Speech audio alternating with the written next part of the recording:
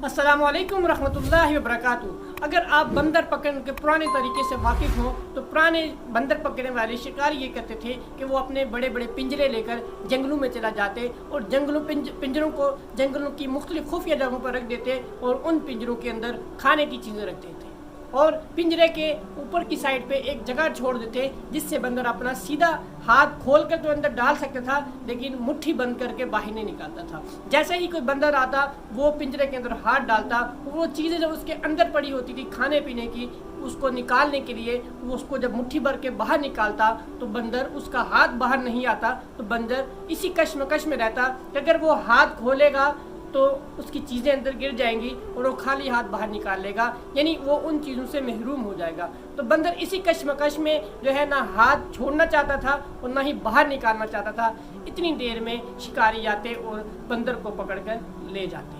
दोस्तों, ये बंदर पकड़ने का पुराना तरीका था जो बंदर को कैद करने पर मजबूर कर देता था, यानी वो कैदी हो जाया करता था। यही कुछ आदतें हमारी ज़िंदगी में भी होती हैं जिसके हम कैदी हुए होते हैं, जिनको हम छोड़ना नहीं चाहते, जिनको लेकर हम कंफर्ट जोन में आ चुके होते हैं। वो आदत बहुत जो है आपकी ज़िंदगी के अंदर सबसे बड़ी रुकावटें हैं। वो आप बेहतर तरीके से जानते हैं कि कौन सी ऐसी आदत हैं, कौन से ऐसे जो है काम आप करते हैं जो आपको ज़िंदगी में आगे बढ़ने से रोक रहे हैं। तो वो आदतें आपको जितनी जल्दी हो सके वो छोड़नी होंगी ताकि आपकी ज़िंदगी ग्रोथ आगे बढ़ सके, वरना आप जो है ग्रोथ नहीं करेंगे तो आप ऑब्सोल्यूट हो जाएंगे।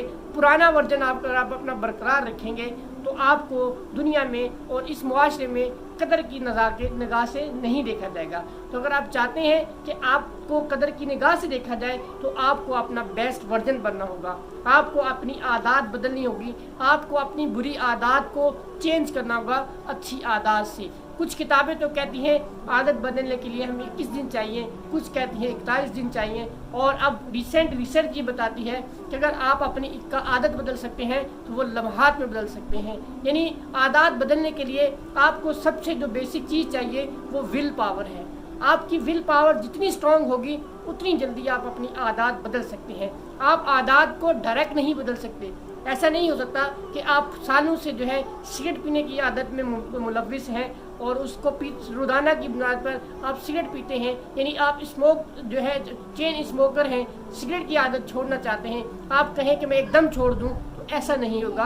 आपको रफ्ता रफ्ता इसको जो है छोड़ना होगा। यानी रफ्ता रफ्ता छोड़ने से मुराद है कि आप जो गलत आदत छोड़ना चाहते हैं उसकी जगह आपको कोई दूसरा काम करना होगा। यानी अगर आपको कोई बुरी आदत है, उस आदत को छोड़ना है तो उसका फैसला तो आपने लम्हात में करना है, लेकिन अब अपने जहन को उस टाइम पे, जिस टाइम पे वो आदत वो काम आप करते हैं, उस टाइम पे अपने जहन को किसी और जगह लगाना होगा। ये जहन की बहुत अच्छी आदत है कि जहन को अगर आप काम ना भी दें तो ये खुद ब खुद किसी काम पे लग जाता है। तो बेहतर है इसको आप कोई काम देकर रखें। ये इसकी मिसाल ऐसे है कि बंजर ज़मीन के अंदर जैसे खुद ब खुद झाड़ियाँ उग जाती हैं, वैसी घास फूस उग जाती है जो किसी काम की नहीं होती।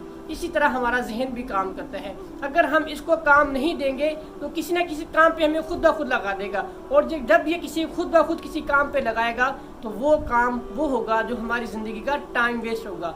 वो काम होगा जो हमारी ज़िंदगी के अंदर किसी मकसद या किसी फ़ायदे के लिए नहीं बल्कि नुकसान का बाइस बनेगा। तो बेहतर ये है कि अपनी पुरानी आदत जो आपको कामयाबी से रोक रही हैं उनको बदल दीजिए, उनको बदलिए अच्छी आदत के साथ, वरना फिर कोई ना कोई बुरी आदत आपको पड़ जाएगी। तो अपने जहन को, अपने दिमाग को, अपने माइंड को अच्छे कामों की तरफ रग़बत दिलाते रहें और डेली बेसिस पर यानी हफ्तों की बुनियाद पर, महीनों की बुनियाद पर अपनी आदत चेंज करने की कोशिश करें और उन बुरी आदत को अच्छी आदत के साथ जोड़ लें, वरना ये दिमाग कहीं ना कहीं मसरूफ़ रहेगा और आपकी ज़िंदगी का टाइम ऐसे ही बर्बाद होता रहेगा जैसे आज तक आप करते आए हैं।